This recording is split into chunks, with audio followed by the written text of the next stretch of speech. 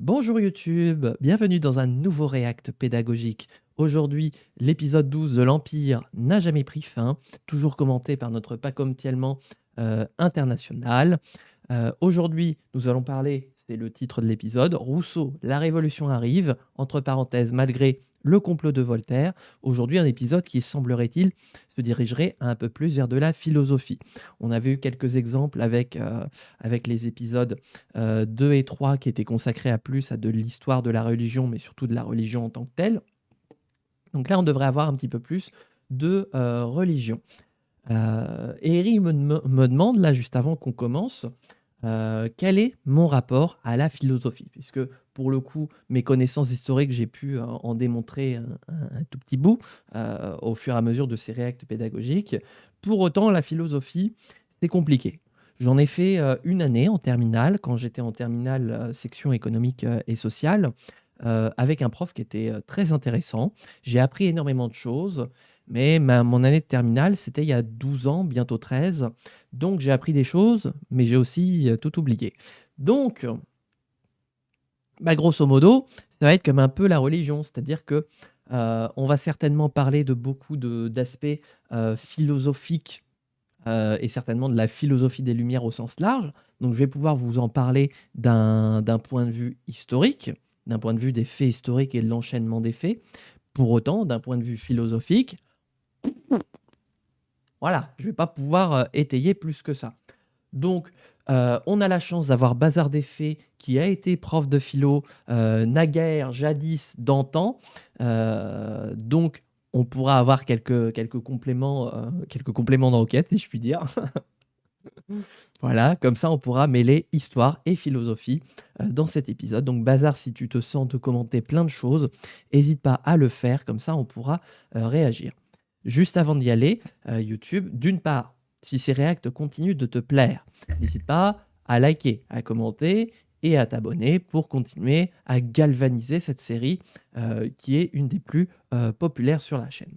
D'autre part, j'ai vu, je l'avais vu, hein, la dernière fois, on a fait plus de 3 heures de VOD, ce qui est un petit peu compliqué à suivre pour la très grande majorité des gens sur YouTube, hein. Je l'ai bien vu, moi, d'ailleurs, au niveau de mes statistiques, hein. Les gens ont beaucoup de mal à regarder des vidéos entières qui font déjà 1 heure, c'est beaucoup. Alors là, 3 heures, c'était mission impossible. Ce qu'on va faire à partir de maintenant, c'est que si au bout d'1 heure et demie à peu près, on n'a pas terminé, enfin si on sent qu'on n'est pas arrivé à peu près à la moitié de la vidéo, eh bien on coupera le react en 2. J'essaierai d'identifier un espèce de de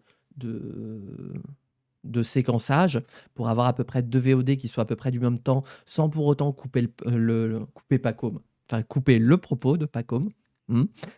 En plein milieu. Mais voilà, je vais essayer du coup, si on dépasse trop, de faire 2 VOD d'1 heure et demie plutôt qu'une énorme de 3 heures qui est absolument imbuvable. Voilà, et ben sur ce, je crois qu'on est bon. J'essaierai d'être présente au max pour clarifier certains propos. Eh bien, je t'en remercie parce que il y a peut-être des choses qui vont me parler, me dire ah oui, effectivement, j'avais vu ça. Parce que j'avais un prof de philo qui était super, hein. Ça là-dessus, en terminale, il était génial. C'était chapitre, grand 1, grand 2, grand 3, thèse, antithèse, synthèse, chapitre suivant. C'était hyper clair. Et j'avais de bonnes notes d'ailleurs en philo en terminale. Et j'adorais ça. J'adorais même justement, et après, promis, on y va, justement, avec plusieurs autres de mes camarades de terminale, on aimait bien aller le voir à la fin des cours pour lui poser des questions supplémentaires parce que les concepts philosophiques qu'on voyait, certains, ça nous faisait réfléchir. Et donc, à la fin du cours, on allait voir en disant ah, mais est-ce que si, est-ce que ça, quand on se met de ce point de vue-là, voilà. Et c'était très intéressant. Allez, on y va. Jadis, si je me souviens bien, partout régnait l'état de guerre et toute la terre était en paix. Ils nous appelèrent sauvages. Nous étions le nec plus ultra de la civilisation. Ils nous appelèrent Gaulois. Nous n'étions pas Hein? Gaulois. Pas plus que les Indiens d'Amérique n'étaient des Indiens. Oui, Nous effectivement. naissions, vivions, aimions et mourions dans des sociétés qui permettaient à nos vies d'être les moins contraignantes et les moins inégalitaires possibles, les moins pourries par l'envie l'avarice et l'ambition. Jules César vint. Le robot nous vit mal, mais il nous vainquit bien. Nous devînmes ces J'imagine qu'on Gaulois va qui faire une n'existaient pas rétrospective. face à cet Rome qui existait. Ils nous firent entrer dans leur découpe du temps. Et même, selon les mots de l'écrivain de science-fiction Philippe K. Dick, dans leur prison de fer noir. Il était une fois un homme ou un dieu, Jésus, qui nous donna une clé Ouais, c'est ça, pour on fait ouvrir la prison de rétrospective. fer noir. Un dieu ou un homme qui proposa de mettre fin, sinon à son emprise matérielle, du moins à notre suggestion mentale. Il nous apprit à ne pas confondre César et Dieu. Alors rendez à César ce qui est à César, et à Dieu ce qui est à Dieu. Et à ne pas adorer un Dieu qui ne serait que la forme idéalisée ou spiritualisée de César. Mais son souvenir fut annexé et servi à un tout autre dessein. Alors que la parole de Jésus libérait, son culte nous enfermait dans une prison nouvelle. Le christianisme était ce nouveau labyrinthe, une religion d'adoration de la force et de soumission, inventée à partir d'une parole de justice et d'émancipation. L'Empire entra jusque dans nos têtes. Il déposa sa maladie en nous. Pourtant, à côté de cette opération massive de détournement, une autre continuation de la parole de Jésus se propageait. Ses adversaires l'appelèrent gnostique. Elle était sans roi. Il était une fois une femme, Marie-Madeleine. Pour les chrétiens, Pierre était la pierre sur laquelle Jésus avait construit son église. Salut Pierre. Pour les sans-rois, la dépositrice de sa parole était Marie-Madeleine.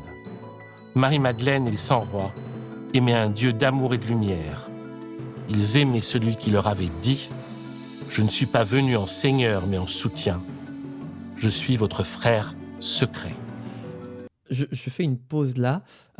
C'est très agréable, cette petite rétrospective sur l'ensemble des épisodes qu'on a vus de l'Empire n'a jamais pris fin, parce que mine de rien, moi j'ai commencé les réacts pédagogiques, je crois que c'était au mois de novembre, ou ouais, quelque chose par là, début novembre, on est maintenant au début du mois de mai. Ça commence, moi, à faire un moment, et avec ma mémoire parcellaire, voilà, ça fait du bien d'avoir cette petite rétrospective sur ce qui est dit, parce que moi je me souviens de l'épisode 1 de César, de l'épisode 4 des premiers rois francs. Je me souviens de Jeanne d'Arc. Et c'est à peu près tout, en fait. Au niveau des faits marquants, hein, j'entends, parce qu'il y a une espèce de trame générale, bien sûr, dont je me souviens, mais ça fait du bien, voilà, d'avoir ce petit fil rouge qui relie, ce fil rouge que j'ai attendu tant de temps, finalement, qu'il m'a fallu trois épisodes pour le voir. Il était une fois ceux La que vie. les chrétiens appelèrent cathares. Ah oui, Ils s'appelaient les eux-mêmes cathares, bah bons voilà. hommes et bonnes femmes. Et ils avaient découvert, ou redécouvert, que le bonheur était possible sur la terre.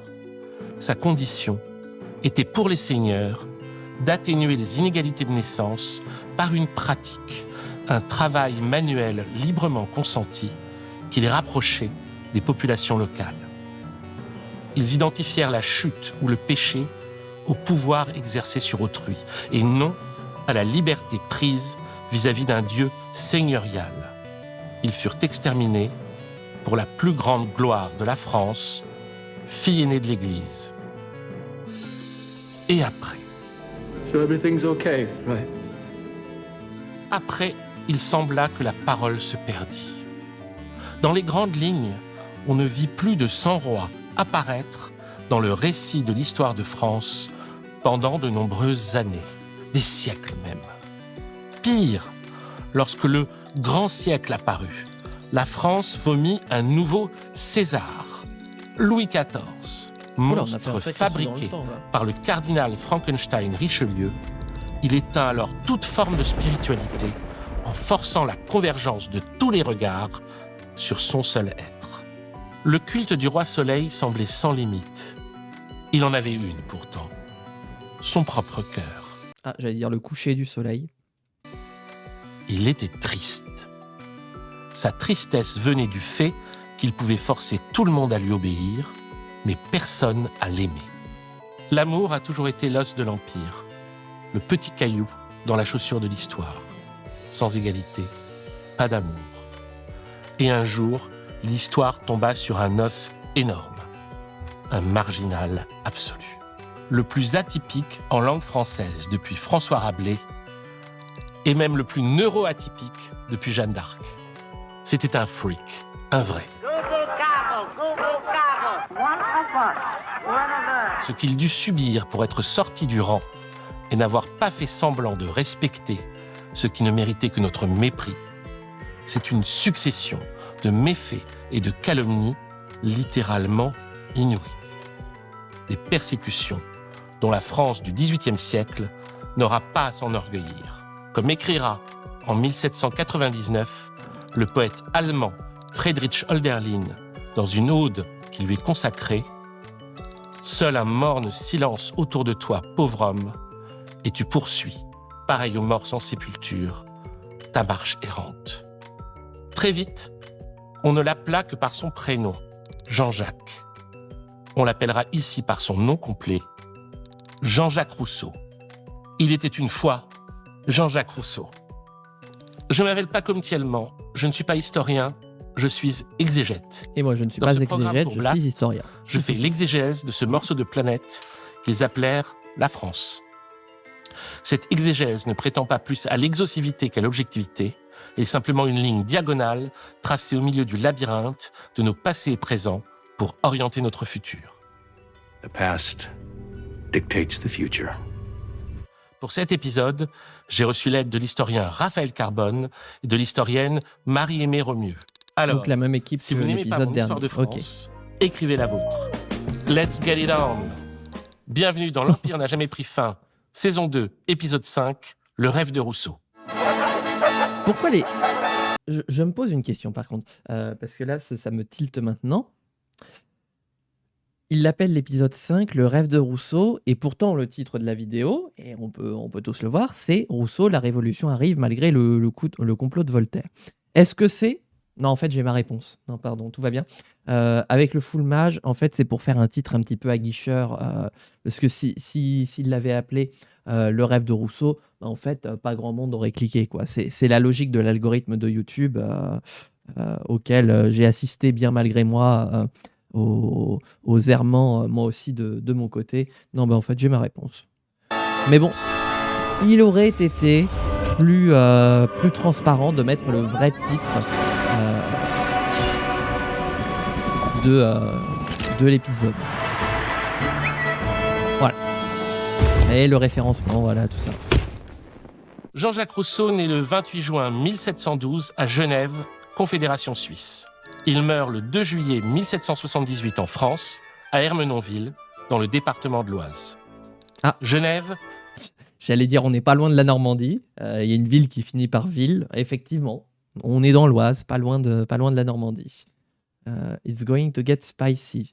Ah oui, Bazar nous a prévenu, ça va être spicy. Alors pas gore et glauque comme la dernière fois, juste spicy. Donc accrochez-vous bien, avec une expression que j'ai appris hier, accrochez-vous à vos gonades, quelles qu'elles soient. Et on y va. Surtout qu'on arrive dans une période charnière. Maybe ce sera glauque. Oui, mais tous les épisodes le sont un peu. Donc c'est surtout gore que moi je peux pas. Mais j'ai eu la confirmation qu'il n'y aura pas de moment gore ou qui suscite de trigger warning chez moi. Donc normalement, je ne devrais pas faire de syncope pendant le live. Normalement. Cité protestante. Didier Rousseau. L'arrière-arrière-arrière-grand-père de Jean-Jacques. Je rappelle donc deux choses qui ont déjà été dites. Confédération suisse, cité protestante, Genève. Confédération suisse.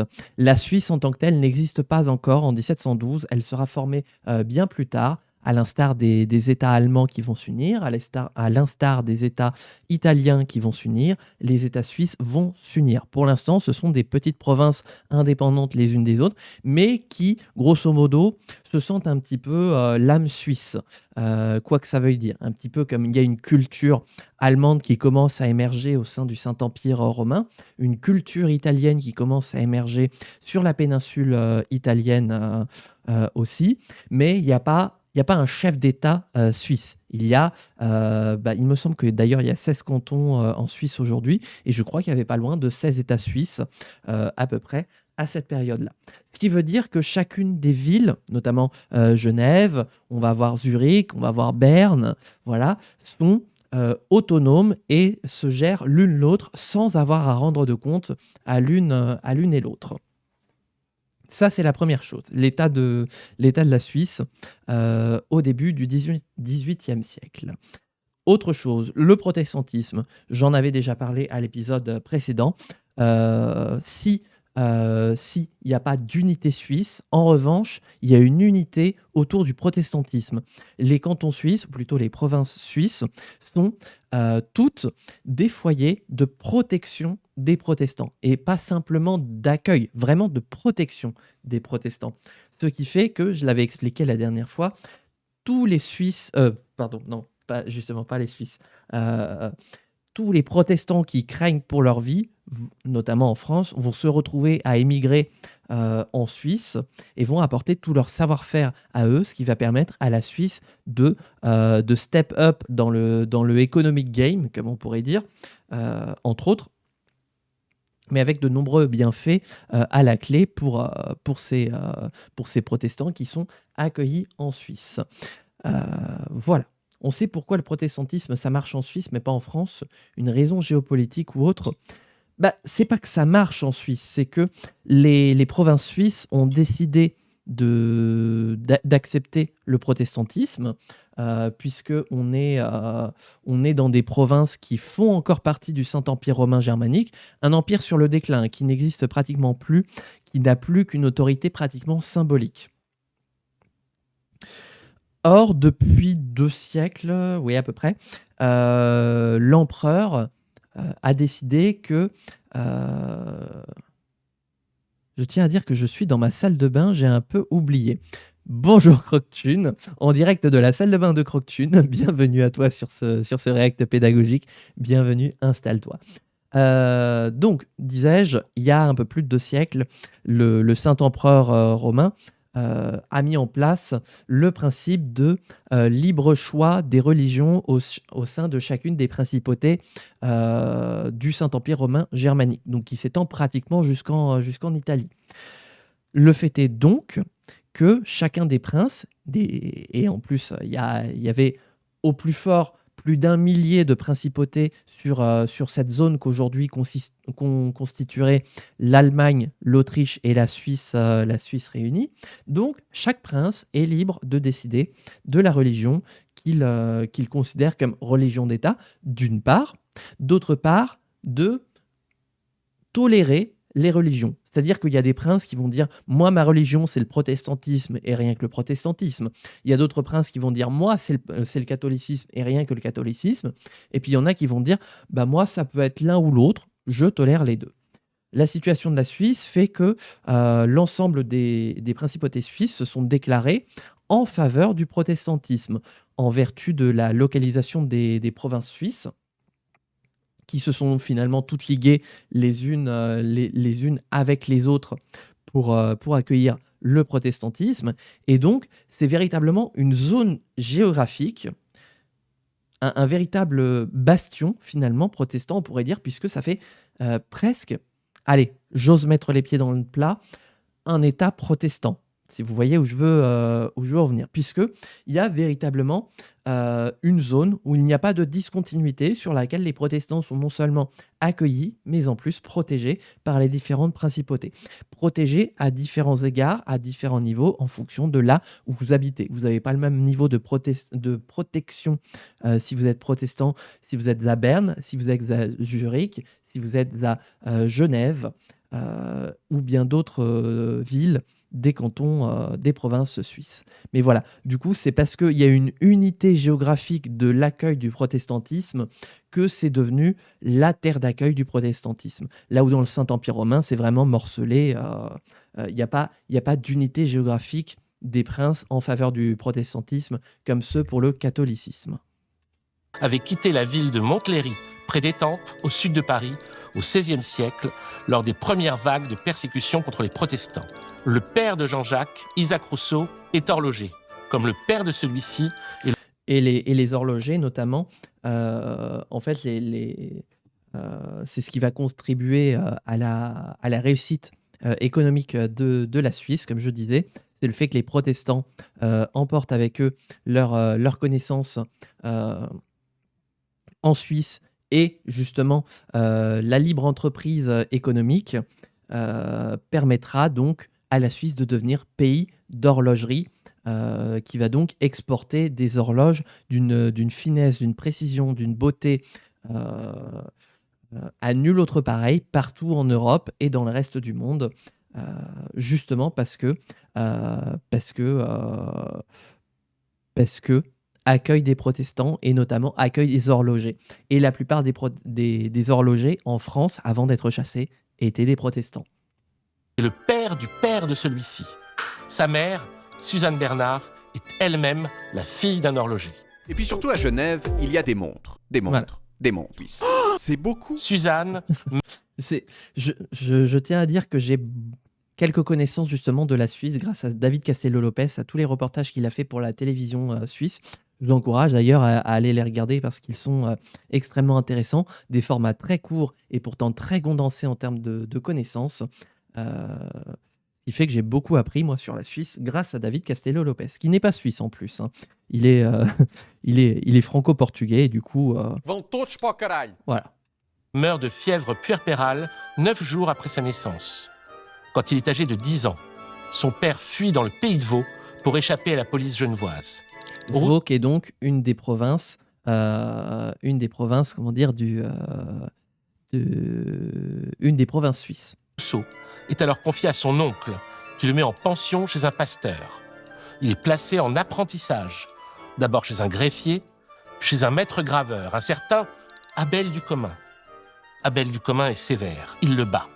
Ah bah Le d'accord. 14 mars 1728, alors qu'il rentrait d'une promenade à l'extérieur de la ville, Jean-Jacques trouve les portes de Genève fermées. De peur d'être à nouveau battu par Ducommun, il rebrousse chemin et part. Il a 15 ans. Quelques jours plus tard, Jean-Jacques Ouah, Rousseau c'est est jeune, recueilli hein. par un curé catholique de Confignon, l'abbé Benoît de Pontvert, qui le confie à une vaudoise de Vevey, Madame de Varins. Et il a fait le tour du lac Léman en fait, Rousseau, hein. Qui doit être une très belle région. Une ex-protestante de 28 ans, convertie au catholicisme et qui prend soin des nouveaux candidats à la conversion. Jean-Jacques Rousseau devient provisoirement catholique. Il appelle Madame de Varins maman, Madame de Varins l'appelle mon petit. À Annecy, À l'époque, on était adulte vers quel âge? C'est grosso modo, c'est assez, comment dire, physionomique le passage à l'âge adulte, justement. Pour les hommes comme pour les femmes, c'est à partir du moment où on est en situation de procréer qu'on considère l'âge adulte. Donc finalement, c'est assez jeune pour les hommes comme pour les femmes. Voilà. On pourrait considérer que c'est à partir du moment où on est capable de travailler, où on est capable de penser, on est capable de réfléchir, bref, tout ce qui fait les règles qu'on a définies aujourd'hui de la majorité. Le fait qu'on soit capable de penser, de réfléchir, d'être responsable de nos actes. Non, ce n'est absolument pas le cas. Le travail des enfants est un cas de majorité absolue partout dans le monde. Il n'y a que la noblesse, enfin les enfants de la noblesse et de l'aristocratie, bien sûr, qui ne travaillent pas. Même les enfants des castes bourgeoises qui sont en train de monter, qui sont en train de s'enrichir et qui sont en train de prospérer, même les enfants travaillent, parce que c'est toujours dans l'objectif de reprendre l'entreprise de papa, maman par la suite. Et donc, plus tôt tu apprends, plus tôt tu peux travailler et plus tôt tu peux reprendre l'activité au cas où il arrive un malheur. Parce que les malheurs sont très courants. On l'avait vu la dernière fois sous l'époque de Louis XIV, mais entre la guerre, la famine, les maladies, et puis même les causes de mort un peu à la con, si je puis dire, l'espérance de vie n'est pas de 80 balais comme elle est d'aujourd'hui. Elle est bien inférieure. Et de fait, former les enfants au plus jeune âge, c'est se garantir une sorte d'héritage de ce qu'on a constitué. Les enfants sont les retraités des parents. Sont les retraites des parents, oui, voilà. J'ai rajouté un accent alors qu'il n'y en avait pas. Si Rousseau étudie la musique, il donne de premières Et pas de droit du travail non plus à cette époque. Ah bah non, non, non, non. Tout ce qu'on appelle le droit, et d'ailleurs l'état de droit, c'est une invention extrêmement récente, qui date du début du 19e siècle, pour le droit en tant que tel, et le droit, c'est-à-dire applicable à l'ensemble d'une population. Avant, c'est la loi qui est applicable. À partir du 19e siècle, avec les codes qui commencent à se démocratiser, on passe au droit. Et ensuite, l'état de droit, c'est quelque chose qui est pensé à partir de la fin du 19e siècle, mais qui ne s'inscrit, notamment en France et pour la plupart des pays occidentaux, qu'à partir de 1945. C'est qu'à partir de 1945 où l'on considère l'état de droit, c'est-à-dire un état devant lequel tous les individus sont responsables devant la loi. Et qui plus est, un État où l'État lui-même est responsable devant la loi, où l'État lui-même n'est pas au-dessus de la loi. C'est ça les deux caractéristiques principales de l'État de droit, pardon. Et donc tout ça n'est valable qu'à partir de 1945. Donc du coup, de là à parler de droit du travail, on en est à, j'allais dire, on est à des siècles d'en parler, littéralement. leçons à Neuchâtel en novembre 1730. Ça, il voyage, En le Rousseau. 1731, il se rend à Chambéry avec Madame de Varins et le valet de celle-ci, un certain Claude Hannet, qui est aussi l'amant de cette dernière. Il a fait le tour des Alpes, en fait, le Rousseau. Quand il a 20 ans, Madame de Varins décide de faire l'éducation sexuelle du jeune Jean-Jacques. Comment ça? Parce que je vous rappelle qu'on est au XVIIIe siècle, hein. Donc on n'est pas à considérer encore que. Je cite Rousseau. Oula. Je me vis pour la première fois dans les bras d'une femme et Ah d'une bah femme si, c'est que ça. j'adorais, écrit Rousseau dans les Confessions. Fus-je heureux? Non, je goûtais le plaisir. Je ne sais quelle invincible tristesse en empoisonnait le charme. J'étais comme si j'avais commis un inceste. What? Si l'on en croit Rousseau, leur ménage à trois fonctionne malgré tout plus ou moins jusqu'au décès de Claude Hannet par pneumonie en 1734. Jean-Jacques fait alors des allers-retours entre Chambéry et les différents endroits où il travaille comme maître de musique. Lors d'un retour, il trouve auprès de Madame de Varins un nouveau candidat à la conversion et amant, avec qui cela ne se passe pas bien du tout. Rousseau part, mais cette fois-ci, pour de bon. Il a 28 ans. Il s'arrête d'abord à Lyon, en 1740. Puis c'est Paris, où il soumet à l'Académie des sciences un nouveau système de notation musicale, prévoyant la suppression de la portée et la remplaçant par un système chiffré sur une seule ligne. Oh. Les académiciens ne sont pas convaincus.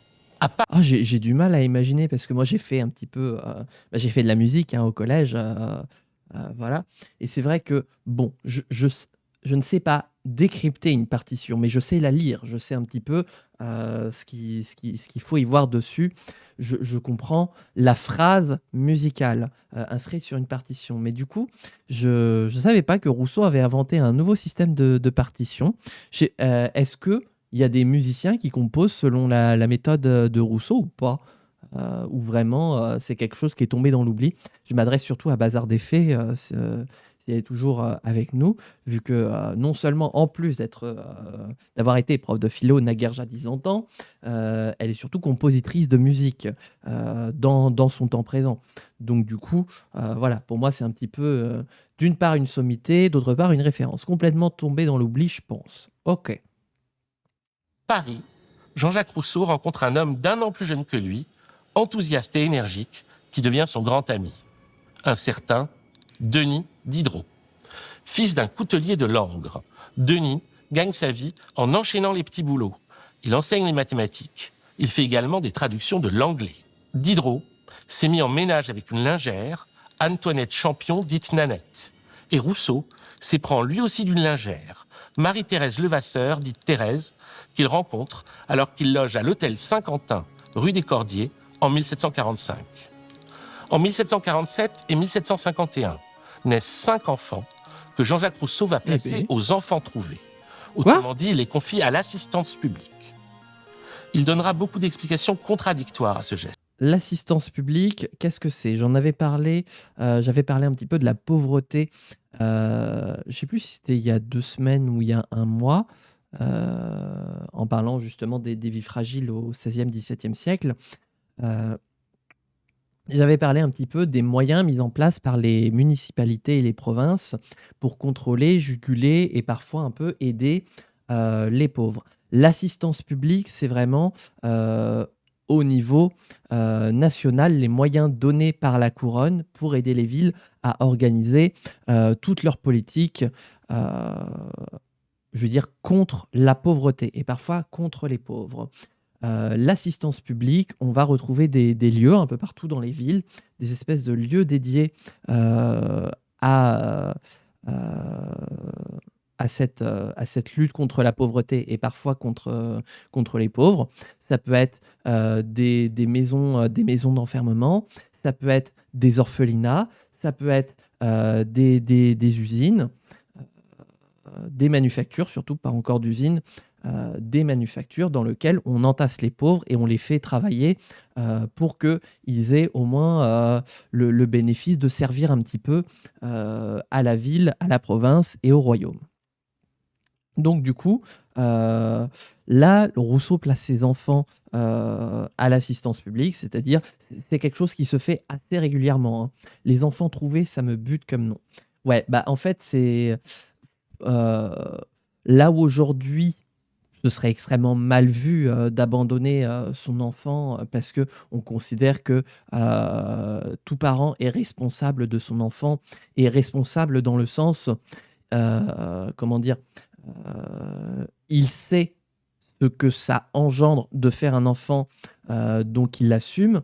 À l'époque, les moyens de contraception n'étant pas aussi développés qu'aujourd'hui et alors je vous parle même pas de l'IVG, hein, parce que alors là, je crois qu'il y a quelques cardinaux qui vont faire des syncopes, au XVIIIe siècle.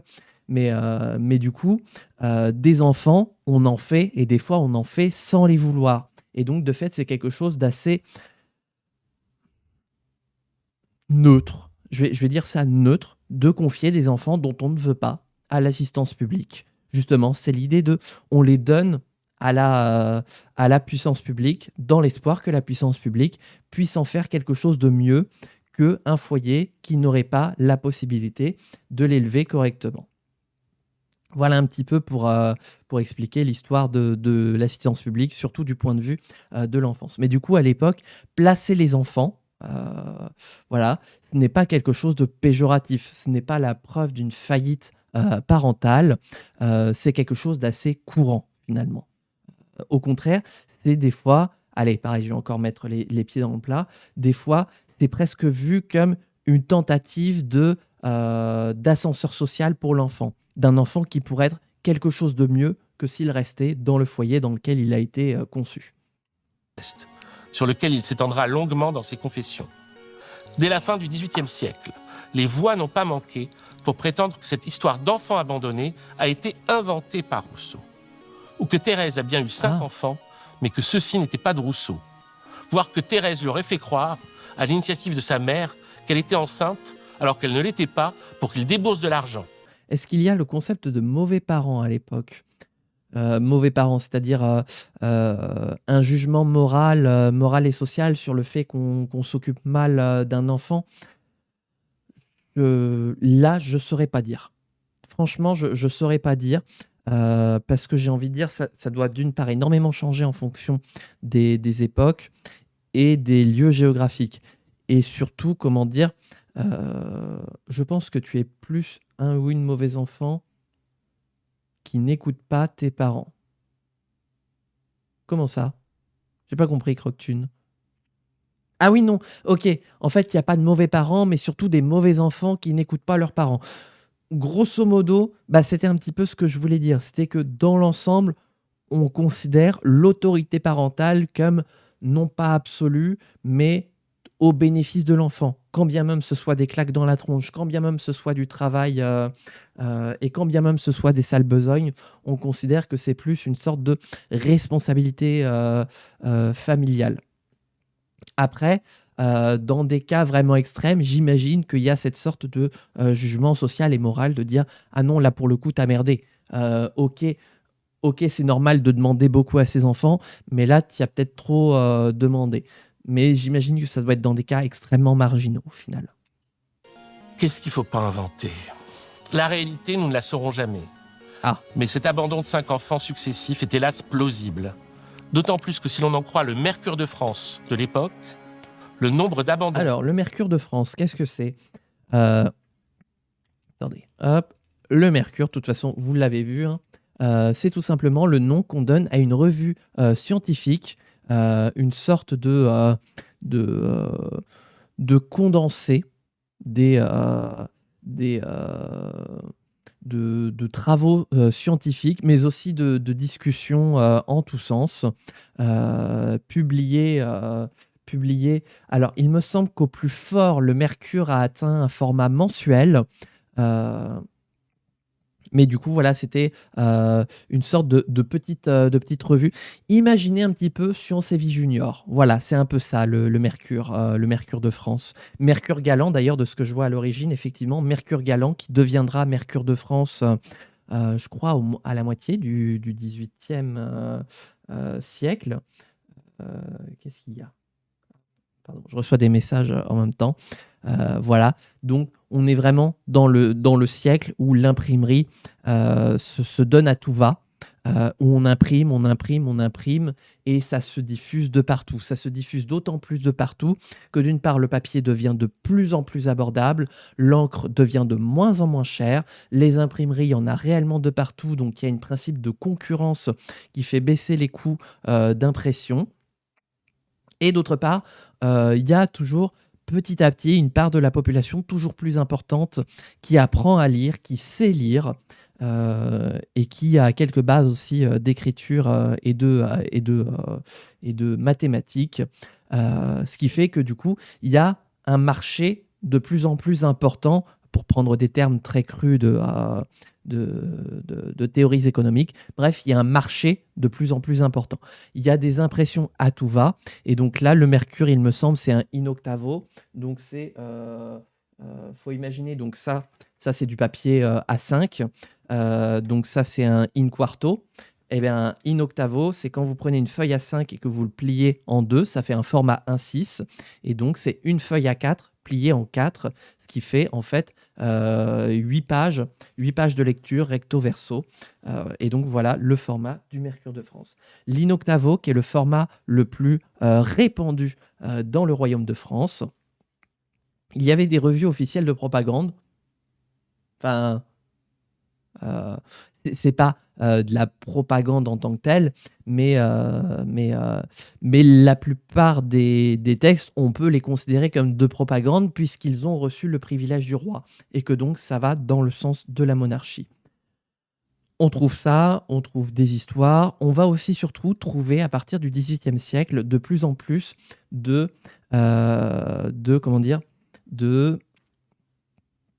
d'échanges internationaux. On est au début de la presse internationale au XVIIIe siècle. Le fait que le lectorat en France et dans le monde d'ailleurs s'intéresse de plus en plus à ce qui est vu dans le monde, ce qui dépasse des frontières du royaume, là où avant on privilégiait ce qui se passait à l'intérieur du royaume. Là, on s'intéresse à ce qui se passe à l'extérieur du royaume. Quels sont les derniers potins à la cour d'Autriche? Qu'est-ce qui s'est passé à Londres? Tout ça lié au fait que, avec la colonisation, l'expansion des colonies, eh bien, les puissances européennes atteignent un niveau continental, voire mondial, et que donc, de fait, l'information doit circuler entre tous les royaumes. Et donc, du coup, il y a réellement, pratiquement, on pourrait dire, une liberté de circulation de l'information. De là à ce qu'elle soit autorisée à être publiée par privilège du roi, c'en est autre chose, mais les informations circulent de plus en plus librement au XVIIIe. Le nombre d'abandons d'enfants ne cesse d'augmenter entre la fin du XVIIe siècle et le milieu du XVIIIe siècle, où il atteint le chiffre de 5000 abandons par an pour la seule ville de Paris. Mais comme je vous ai dit, c'est pas quelque chose d'aussi mal vu que ce serait aujourd'hui. que si demain on apprend que la mairie de Paris a recensé 5000 abandons sur une année, bon, forcément, tout le monde va crier Hidalgo démission. Remarquez, il n'y a pas besoin de 5000 abandons par an pour déjà demander ça.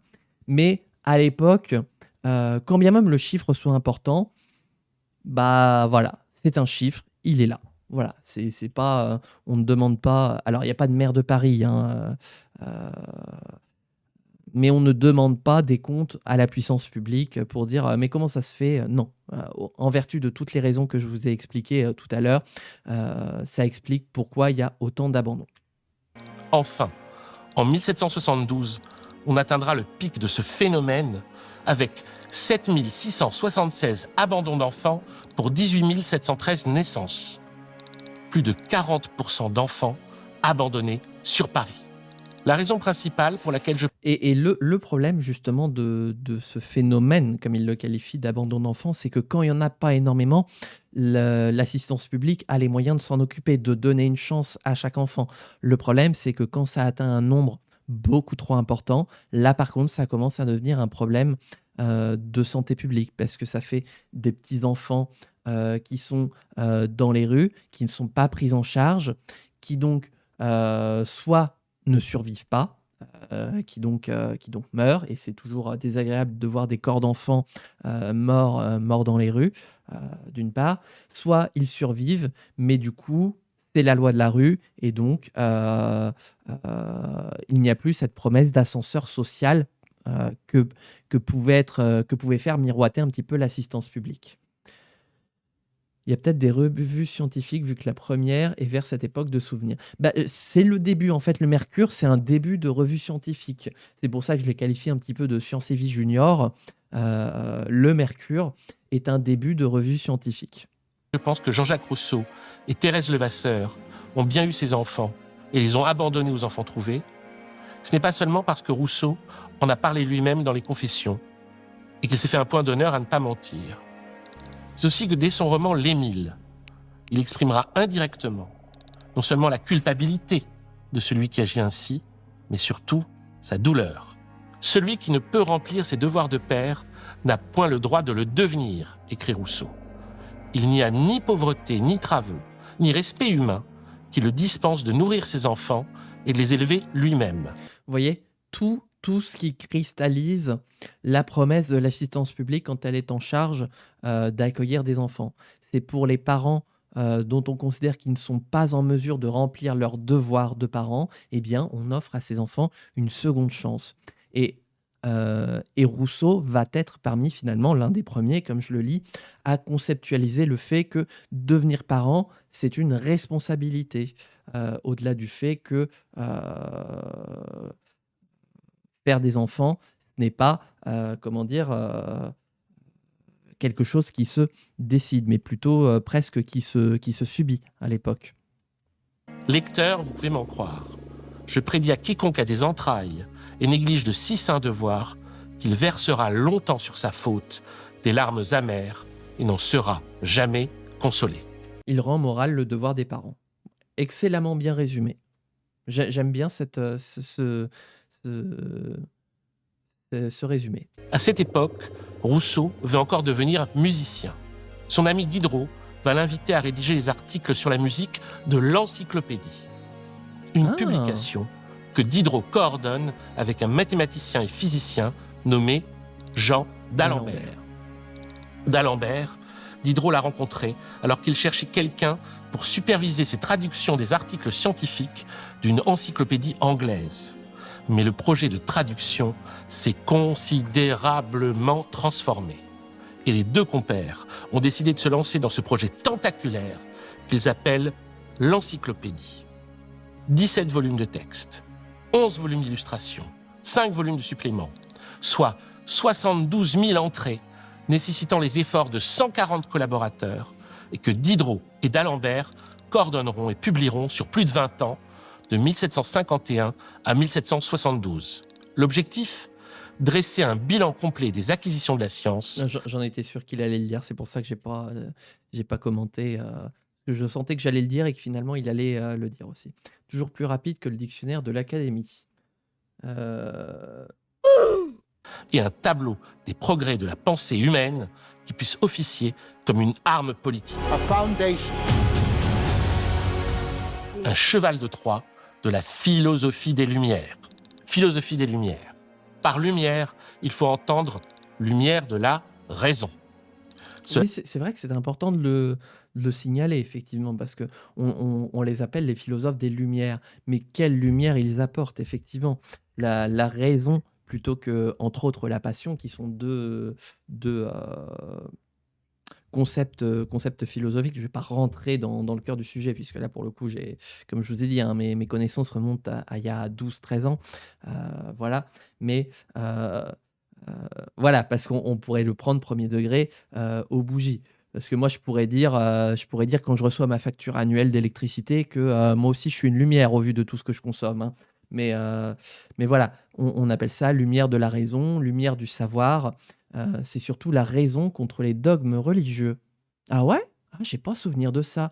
Moi, j'ai vraiment, surtout avec l'encyclopédie, la philosophie des frères Lumière. Allez, on apporte le cinéma. Mais oui, l'encyclopédie, c'était les négatifs des frères Lumière. Oh, le gloubi-boulga historique. Mais du coup, moi, j'avais vraiment le souvenir c'est le savoir dans un sens très large, justement cristallisé avec l'encyclopédie, la somme du savoir des sciences, des arts et des métiers, comme c'est qualifié dans l'encyclopédie. Bref, un petit peu comme si, en fait, à un instant T, on cristallisait tout ce qu'on sait pour que ce soit accessible à la plus grande partie de la population. Et tout ce qu'on sait d'un point de vue, on ne peut pas encore dire scientifique, mais l'encyclopédie est une entreprise laïque. Oui, voilà, en fait, là où c'est intéressant, c'est que pour la première fois, une telle entreprise se détache de la religion. Là, je vois effectivement ce que tu veux dire, qui se détache des dogmes religieux. Ok, ça y est, je fais le pont entre les deux. Mais du coup, qui parle véritablement de sciences, de mathématiques, d'art, etc. Vraiment en tant que science et non pas...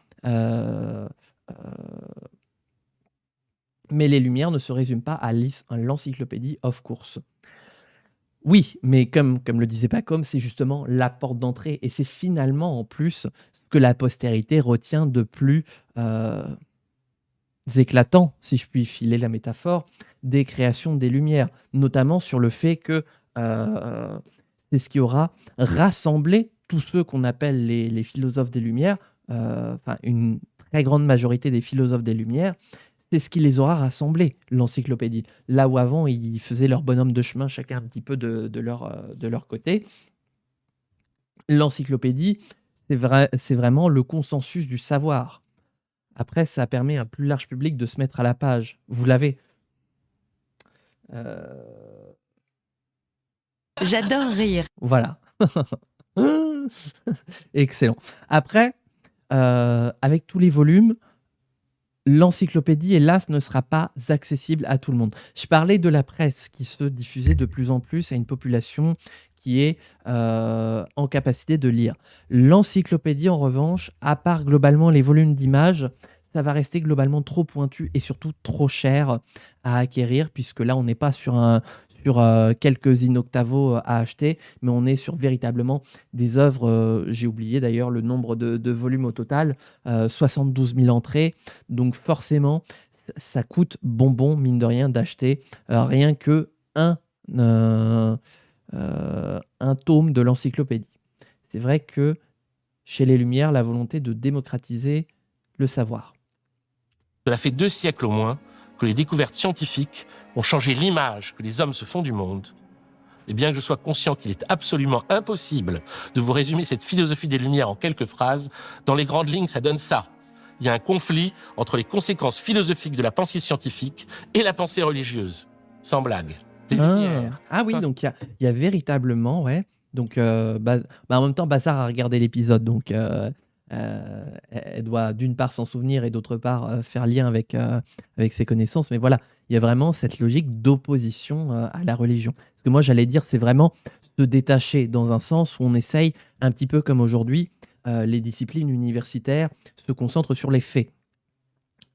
comme je l'ai longtemps dit, de se détacher de la passion et de se focaliser sur la raison, sur la pensée, sur les faits, et ce qu'on peut en comprendre. En revanche, là, on n'est pas encore à une structure académique pour l'encyclopédie, puisque là, véritablement, il y a un conflit qui vise à se déclarer contre la religion. L'anticléricalisme, ou à minima la distance prise avec les dogmes religieux, c'est un des tropes des Lumières. Ok, mais je me souvenais pas que c'était aussi tranché que ça. Je me souviens voilà, qu'il y avait une volonté de se focaliser sur les faits, un début justement de démarche académique, comme on pourrait l'appeler aujourd'hui, mais je me souvenais plus de ce trope anticlérical, parce que pour moi, l'anticléricalisme ne viendra que plus tard. Mais finalement, il faut bien qu'il ait des prémices quelque part. Voilà. S'inscrivent à l'intérieur de ce conflit et, en gros, prennent le parti de la pensée scientifique, rationnelle, contre la pensée religieuse, synonyme pour eux d'intolérance et donc source de division entre les... Dis-toi surtout que tout philosophe ou scientifique, avant les Lumières, doit baiser les pieds de la religion. Oui, c'est vrai. Je crois que c'était un React. On avait vu justement le... Ah, je sais plus. Non, je dois confondre. Mais bref, tant pis. Effectivement, voilà. Sinon, ça donne des trucs compliqués, genre l'excommunication de Spinoza. Et pourtant, elle tourne. C'est de qui cette phrase? Puis l'affaire Galilée. Copernic, voilà, c'était... Non, c'était Galilée ou Copernic? C'est l'un des deux, justement, que je pensais, qui a dû faire une démonstration devant c'est apocryphe, ouais, qui a dû faire une démonstration devant un conclave de religieux du fait que la gravité en tant que telle fonctionne sur tous les objets. Bref, c'est assez approximatif, je ne vais pas rentrer plus dans le sujet, mais voilà, avant c'était soumis à validation un petit peu religieuse, tandis que là, voilà, il y a finalement l'émergence de cette indépendance et même de cette opposition. D'ailleurs, regardez le téléfilm sur Galilée avec Claude Rich et Daniel Prévost, il est sympa. Mais je me demande si c'est pas un extrait de ce téléfilm-là que j'ai vu, où il doit faire justement une démonstration devant un conclave de religieux, où il dit à l'homme d'église prenez deux objets. Ben, je l'ai montré en live cet extrait. Alors c'était peut-être chez toi justement que j'ai vu. Il dit prenez deux objets. Je crois que c'est deux objets avec une masse différente. Lâchez-les et en fait ils tombent en même temps. Et il est en mode c'est QFD. Voilà. Ah bah alors donc c'était chez toi. Oh là là. Mais tu vois voilà, ça m'a pris un temps fou. C'était chez Gramsci, c'est ça, hein? Même masse, différent poids. Merde. Ah mais pardon, moi ça remonte à mes cours de première, masse et poids, donc là maintenant ça a 14 ans. Hein. Un live Gramsci. Ben, j'en profite pour faire la pub pour Bazar des Faits. Et vous savez quoi, je vais même mettre une référence pour Bazar des Faits pour dire d'aller voir son contenu qui est très intéressant. Son contenu Let's Play and Read Gramsci et les monstres, disponible sur sa chaîne. Donc je mettrai le lien sur ta chaîne YouTube et n'hésitez pas à la follow sur Twitch. Voilà. Toc. Voilà, je note pour pas oublier pour la rediff. Les hommes de malheur et de guerre. Faut ajouter que Diderot a changé depuis que Rousseau l'a rencontré. Il a Géchant. De sceptique, il est devenu matérialiste et athée. Dans un nouveau texte, la lettre sur les aveugles à l'usage de ceux qui voient. Ce qui est globalement, en plus d'être athée, là pour le coup, c'est vraiment quelque chose de très marginal, très unique à cette époque-là, puisque on considère la religion qui occupe le cœur de la vie, puisque peu importe la religion que vous avez, il y a des rites religieux au fur et à mesure de la journée qui rythment la journée, qui donc rythment la sociabilité des gens. L'épisode avec extrait du téléfilm, c'est l'épisode 14, si vous voulez revoir. Eh bien, très bien. Hop. Voilà, c'est noté. Hop. Donc, du coup, le fait de se déclarer athée, donc c'est d'une part répudier les religions dans leur ensemble, c'est aussi répudier la vie en communauté. Donc c'est vraiment se tenir en retrait de la communauté avec laquelle on vit, quelle qu'elle soit. Donc c'est vraiment quelque chose de très marginal, l'athéisme. voie. Il développe la thèse que nos idées dépendent de notre corps et que la nature et la matière se transforment par elles-mêmes, sans l'aide d'un créateur. Nous sommes en juillet 1749. Louis XV gouverne seul depuis 1743. À la suite de la fin sans gloire de la guerre de succession d'Autriche, la levée de nouveaux impôts, le mode de vie dispendieux du roi et de sa maîtresse Madame de Pompadour, et le développement d'une nouvelle famille dans les campagnes, le gouvernement a décidé de durcir sa politique intérieure. Petit point sur la situation géopolitique. Nous sommes sur le début du règne personnel de Louis XV, qui s'est terminé après une régence, après que donc Louis XIV ait cassé sa pipe. Le règne de Louis XV par rapport à celui de Louis XIV est marqué par une période... Déjà, ce sera un règne très court.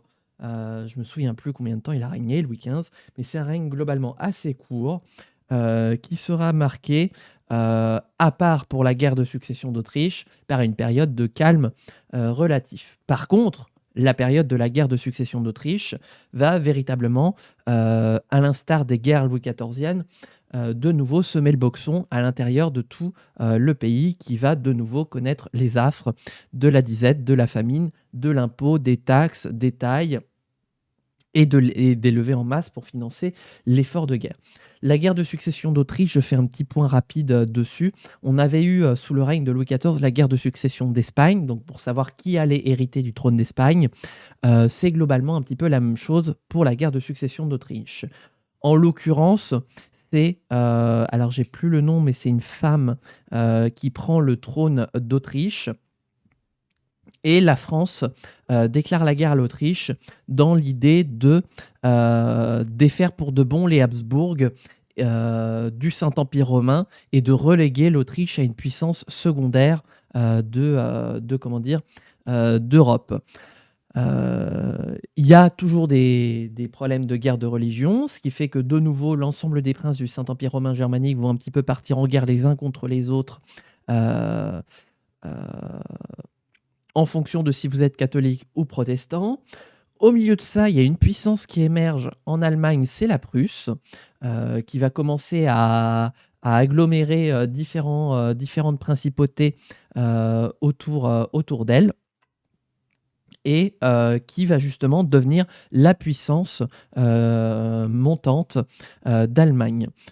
Comme la France déclare la guerre à l'Autriche, l'Angleterre va s'allier à l'Autriche, puisque dès que la France déclare la guerre à quelqu'un, l'Angleterre a la bonne idée, plutôt Royaume-Uni de Grande-Bretagne et d'Irlande à l'époque, le Royaume-Uni a toujours la bonne idée que de se déclarer en rivalité avec la France. On aura eu différentes guerres comme ça qui nous auront opposés, et là où depuis quelques années, la France mène la guerre principalement sur le continent, croyant que la puissance de la France réside dans la France métropolitaine.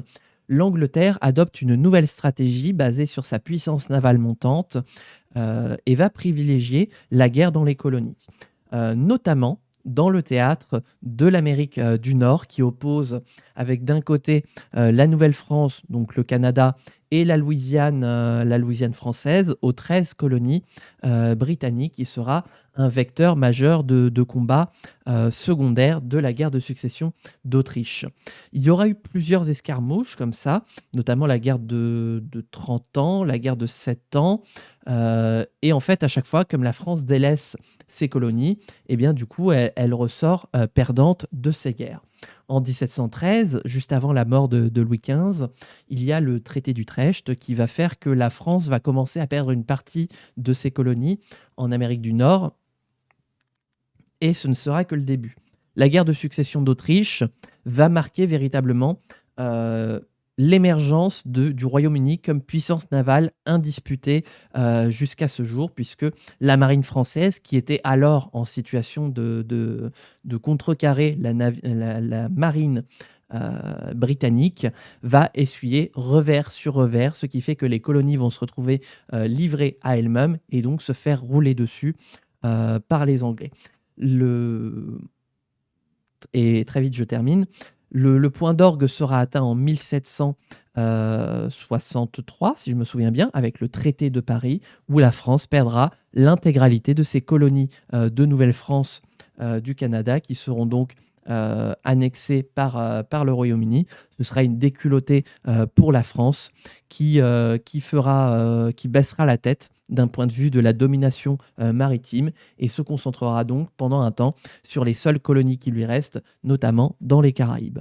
Voilà un petit peu la situation de la France. Donc la France, en fait, se fait rouler dessus, guerre après guerre, malgré la population importante, du fait que les théâtres d'opération sont de plus en plus nombreux. Il y en a aussi quelques-uns en Inde, puisqu'il y a un début de colonisation en Inde. Et donc, bref, en fait, la France n'arrive plus à gérer les différents théâtres d'opération contre lesquels elle se retrouve face aux Anglais.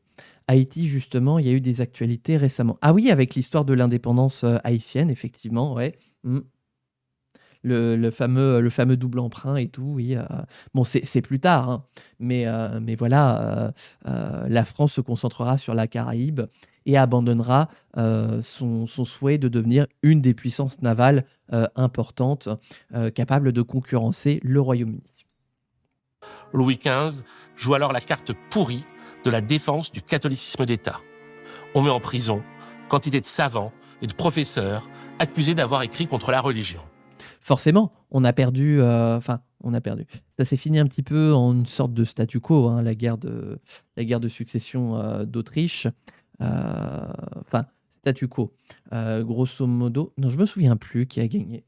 Attendez, je vais vérifier pour pas dire de bêtises, parce que là, je voudrais vraiment pas. Oups, qu'est-ce que j'ai fait? Attendez, j'ai tout cassé. Et les relations avec le pape, c'est comment à cette époque? Eh bien, du coup, la France est redevenue fille aînée de l'Église, donc globalement, on s'entend bien avec la papauté. Tac.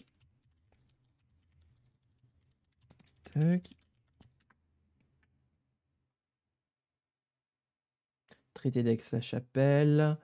Louis XV rend ses conquêtes à l'Autriche. Nanana. La Prusse est la grande gagnante du conflit, ayant agrandi son royaume aux dépens de l'Autriche. Ok, oui, c'est bien ce qui me semblait, c'est que du point de vue de la France, ça finit un petit peu en un statu quo.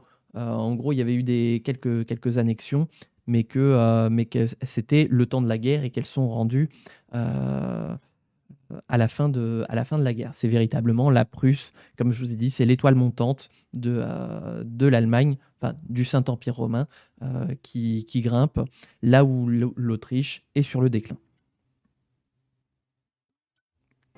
Alors Diderot est emprisonné à Vincennes. Rousseau... Mais du coup, oui, voilà, c'est pour ça que je dis ça. Comme grosso modo, bon, ça a fini... Voilà, on ne sait pas trop comment ça a fini. Eh bien, du coup, on fait de la propagande. Si ça n'a pas marché avec la guerre, eh bien, on va remettre un coup de pression à l'intérieur du pays pour que le pays se tienne tranquille, parce qu'il ne faudrait surtout pas que les gens se mettent à douter du pouvoir absolu du roi, hein, quand même. Donc, on met un tour de vis et on mate la population. On prend exemple sur Grand Papy Louis XIV qui avait maté la population et l'avait fait tenir au pas dans la peur. Eh ben, c'est un peu ce que va faire Louis XV. D'ailleurs, oui, ça y est, c'est un souvenir qui me revient. C'est véritablement... Il y a deux phases dans le règne de Louis XV. Une première phase, les premières années jusqu'à la fin de la guerre de succession d'Autriche, où c'est globalement un règne de tolérance. On ouvre les vannes un petit peu sur les réflexions, sur les philosophies, sur la tolérance d'une manière générale. Et à partir de la fin de la guerre de succession d'Autriche, on referme les vannes et on pète la vanne pour être sûr qu'elle ne s'ouvre plus. Si vous voulez voir un film sur la régence d'avant Louis XV, je l'ai déjà recommandé la dernière fois, Que la fête commence de Bertrand Tavernier. Ah mais je crois que je l'avais noté. Attendez, il faudrait que je revoie. Que la fête commence, effectivement. Ah oui, mais alors, j'avais plus d'encre sur mon stylo, donc c'est pratiquement illisible. Va aller le voir tous les 2 jours. Et c'est lors d'une de ses visites que Rousseau apprend dans le Mercure de France que l'Académie de Dijon a lancé un concours sur la question « Le rétablissement des sciences et des arts a-t-il contribué à épurer ou à corrompre les mœurs ?» L'idée de répondre à cette question provoque alors chez Rousseau ce qu'on a appelé l'illumination de Vincennes. L'illumination de Vincennes. C'est-à-dire que Rousseau découvre l'émotion particulière de voir des idées se présenter à lui et le trouble que cette émotion peut provoquer. J'y pense, Une Bazar. violente Et on en parlera à la palpitation fin du d'oppresse React. soulève ma poitrine, écrira Jean-Jacques Rousseau dans une lettre à Malesherbes. Ne pouvant plus respirer en marchant, je me laisse tomber sous un des arbres de l'avenue et j'y passe une demi-heure dans une telle agitation qu'en me relevant, j'aperçois tout le devant de ma veste mouillé de mes larmes sans avoir senti que j'en répandais. Oh monsieur, Ah, carrément. si j'avais pu écrire le quart de ce que j'ai vu et senti sous cet arbre, avec quelle clarté j'aurais fait voir toutes les contradictions du système social, avec quelle force j'aurais exposé tous les abus de nos institutions, et avec quelle simplicité j'aurais démontré que l'homme est bon naturellement, et que c'est par ces institutions seules que les hommes deviennent méchants. En fait, Rousseau, c'est un anarchiste. Grosso modo, il met des belles lettres, mais c'est un anarchiste. Résultat sera le discours sur les sciences et les arts. Pour son premier grand texte, Rousseau obtient le premier prix C'est de une l'Académie blague. de Dijon en juillet 1750. L'ouvrage est ensuite publié et Jean-Jacques Rousseau devient immédiatement célèbre. Il a alors 39 ans. L'écriture est une vocation tardive pour Rousseau. Bon, j'ai encore 9 ans pour devenir célèbre, alors. Si on veut parler de vocation, c'est plutôt une mission. Une mission, mais aussi une malédiction. Je le fis, écrira-t-il dans les Confessions. Et dès cet instant, je fus perdu. Tout le reste de ma vie et de mes malheurs fut l'effet inévitable de cet instant d'égarement. Tu m'étonnes. Dans ce discours, Rousseau s'attaque chez les gens cultivés à ce qui justifie leur statut social. En termes d'aujourd'hui, à leur fameux... Parce que si la civilisation, c'est le problème, c'est aussi la solution pour Rousseau. Ah. Ah, en fait, il a de l'espoir, pas pour nous précisément, mais pour l'humanité en général. Ok. Culture pseudo-progressiste. La première source du mal est l'inégalité. De l'inégalité sont venues les richesses. Des richesses sont nées le luxe et l'oisiveté. Du luxe sont venus les beaux-arts et de l'oisiveté, les sciences. Hein? Mais donc, du coup, finalement, grâce aux inégalités, on a les beaux-arts et les sciences?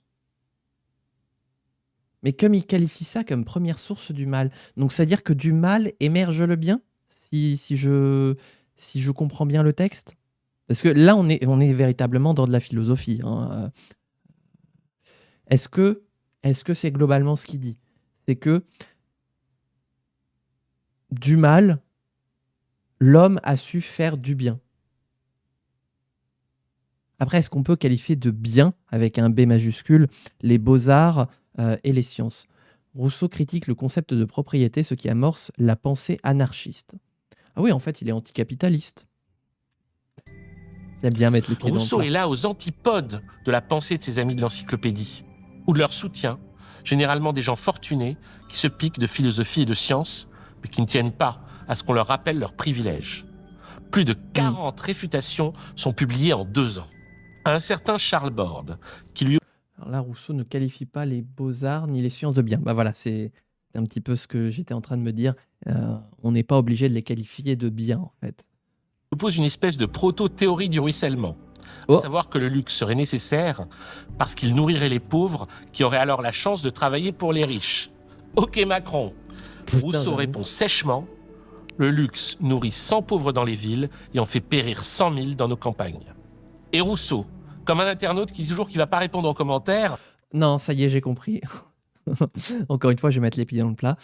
Rousseau, c'est le proto-gilet jaune. répond quand même. Pire, à mesure qu'il précise sa pensée, il la radicalise.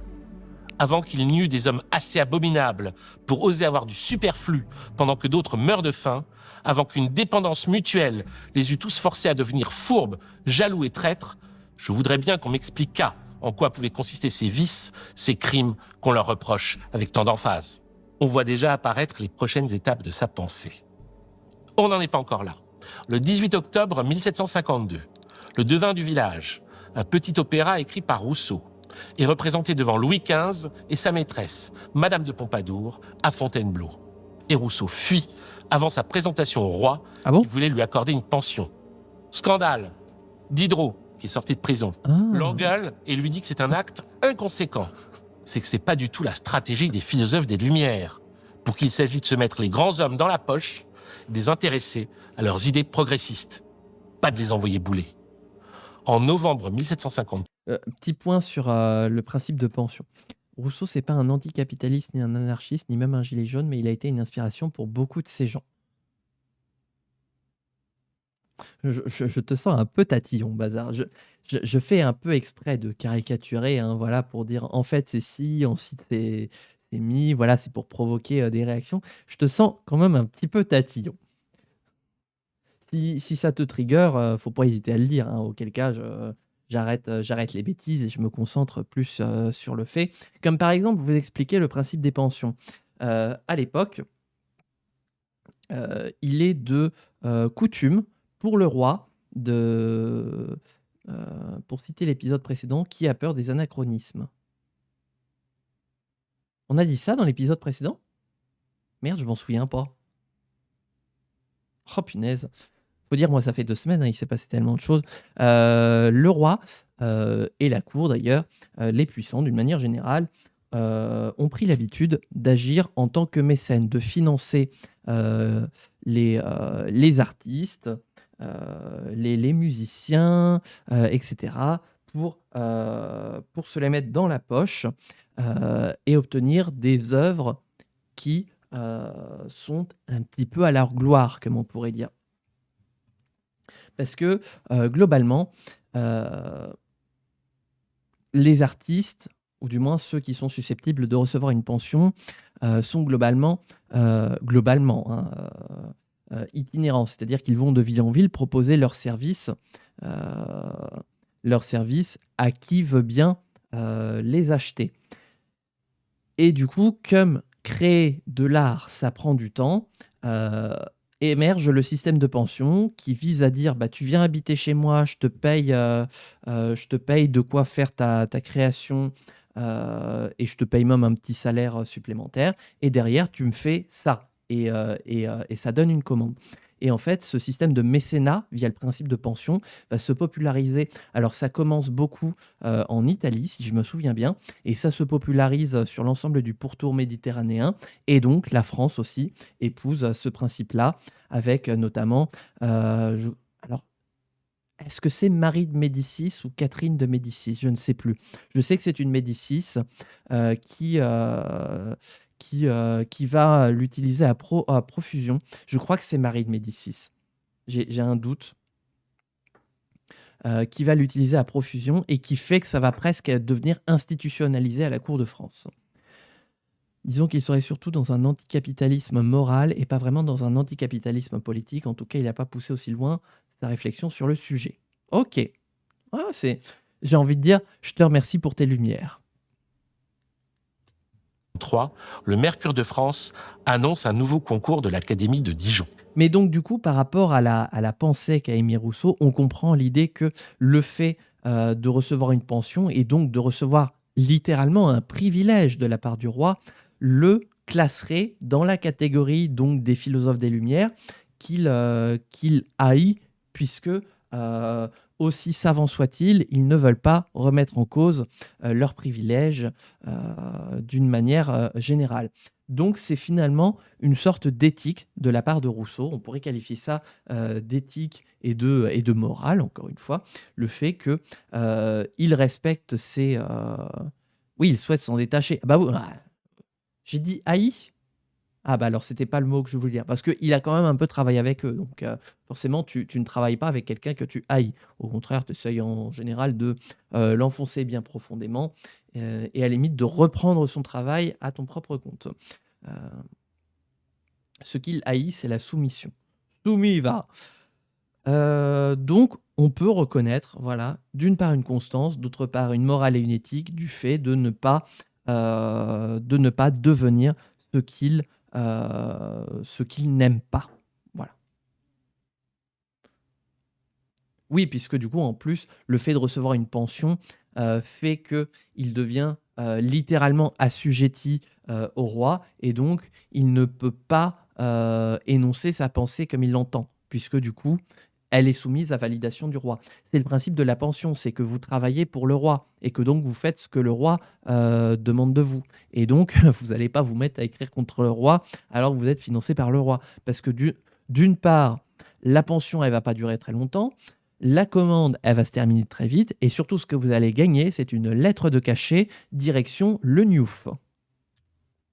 Cette fois, la question est quelle est la source de l'inégalité parmi les hommes et si elle est autorisée par la loi naturelle. Attendez, j'essaye de réfléchir d'un point de vue philosophique. Parce que là, ça fait presque sujet de philo, justement, du bac de terminale. Euh, Est-ce que l'inégalité est autorisée par la loi naturelle? Ça, c'est intéressant comme discussion philosophique. Est-ce que la nature, par essence, promeut l'inégalité, organise l'inégalité parmi les hommes? Je vous avoue que je ne vais pas avoir de réponse à donner, mais là, j'ai quelques bribes, notamment du grand chapitre qu'on fait toujours en philosophie, de nature versus culture. Euh, En fait, la nature, d'un point de vue philosophique, si je me souviens bien, et encore, salut Tikkun, bienvenue sur ce stream du React pédagogique. Aujourd'hui, on est à la croisée des destins entre l'histoire, à la croisée des destins, à la croisée du chemin surtout. Croisée des destins peut-être, vous êtes en train de jouer votre vie. Croisée des chemins, surtout entre l'histoire et la philosophie. On est tous des Jean-Jacques avec Rousseau. Voilà. Mais si je me souviens bien, pareil, hein, ça remonte à il y a 13 ans, hein, mais je crois avoir des bribes de souvenirs qu'il y a certains philosophes qui opposent la nature et la culture, qui est de dire qu'il y a le monde sauvage, naturel, inégalitaire peut-être, voilà, et de l'autre côté, il y a l'homme qui s'est déclaré en sécession de la nature et qui a donc développé sa culture. C'est grosso modo ce que je crois me souvenir de cette opposition de nature-culture. Et Voltaire n'est pas un camarade. Justement, on disait que s'il n'est pas... parce que j'ai mis les pieds dans le plat en disant « Eh, mais c'est un anarchiste. Eh, mais c'est un gilet jaune. Eh, mais c'est un anticapitaliste. » Eh bien, on disait justement que s'il ne l'est pas réellement, ni anticapitaliste, ni anarchiste, ni gilet jaune, finalement, sa pensée sera reprise plus tard par ceux qui s'inscrivent dans ces mouvements-là. C'est très passionnant aujourd'hui, les questions qu'on ouvre sur si Rousseau est un camarade. Car c'est un bon camarade, car c'est un bon camarade. Mais Voltaire, non. Je sais pas, pour l'instant, on n'a pas encore parlé de Voltaire. Vous me direz, on n'est qu'à 20 minutes. Non, mais je crois qu'on va véritablement couper la VOD en deux. Hein. Parce que c'est de pire en pire, hein, plus le temps passe. Et Rousseau décide de répondre par un deuxième discours. Le discours sur l'origine et les fondements de l'inégalité parmi les hommes. Mhm.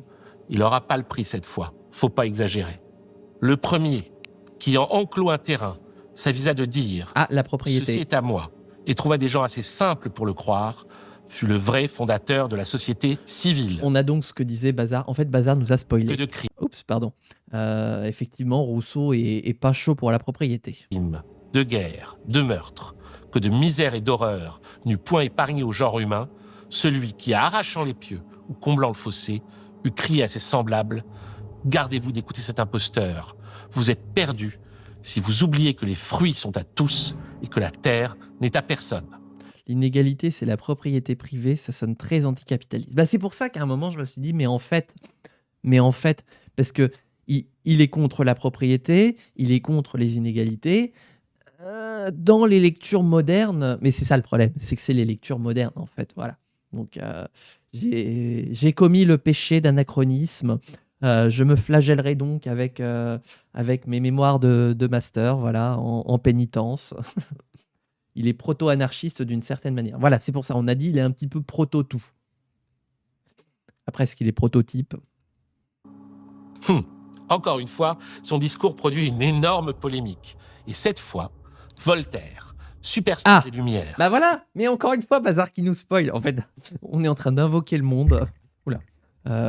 Eh bien, j'invoque Louis XV. Ah bah non, il a déjà été invoqué. Et grande admiration du jeune Rousseau, de 18 ans son aîné, monte au créneau. Il lui écrit « J'ai reçu, monsieur, votre nouveau livre contre le genre humain. On n'a jamais employé tant d'esprit à vouloir rendre bête.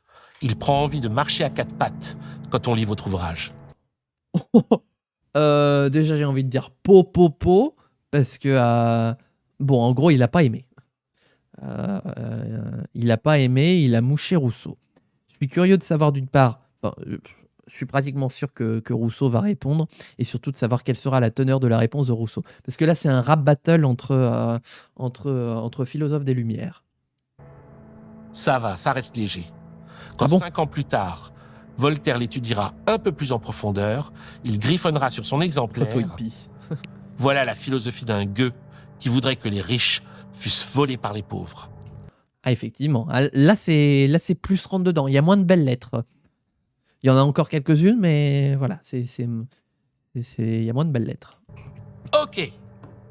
Parmi les riches défenseurs de l'encyclopédie et fans de philosophie des Lumières, Rousseau rencontre une certaine Madame d'Épinay. Alors qu'il se promène dans le parc du château de cette dernière, Rousseau voit une bicoque qui touche la forêt de Montmorency. Une bicoque qu'on appelle l'Ermitage. Et cette bicoque... Je connais l'Ermitage, mais l'Ermitage avec un H, si vous avez la référence. Référence de mon enfance. Bicoque lui plaît beaucoup. Madame d'Épinay décide de la remettre à neuf. En Russie ? Ah non, je ne connais pas cet Ermitage-là. Et juste pour citer 2 critiques de Rousseau, le contrat racial, Charles W. Mills, et le contrat sexuel, Carole Patman, qui situe bien que les gens qui ont suivi la pensée de Rousseau ont pensé le monde pour les hommes blancs principalement. Ah. Et dans nos... Alors non, je pensais pas à l'Ermitage, le musée non plus. Ah, mais on va jouer à un jeu de piste, tiens. Offrir l'asile à Rousseau. Et Rousseau accepte. Il s'installe à l'Ermitage avec Thérèse et sa mère le 9 avril 1756. Rousseau accepte l'offre de Madame d'Épinay, mais pas plus. Alors qu'elle propose de lui prêter les services de son jardinier, il tient à payer celui-ci lui-même. Il ne veut pas devenir l'obligé de Madame d'Épinay. Mais malheureux, simplement vivre dans une maison que cette dame t'a prêtée, c'est déjà être son obligé. Ah, la tentation de la vie tranquille à la campagne était trop grande. Rousseau aime profondément la solitude, parce qu'il aime la liberté de jouir de son temps comme il l'entend.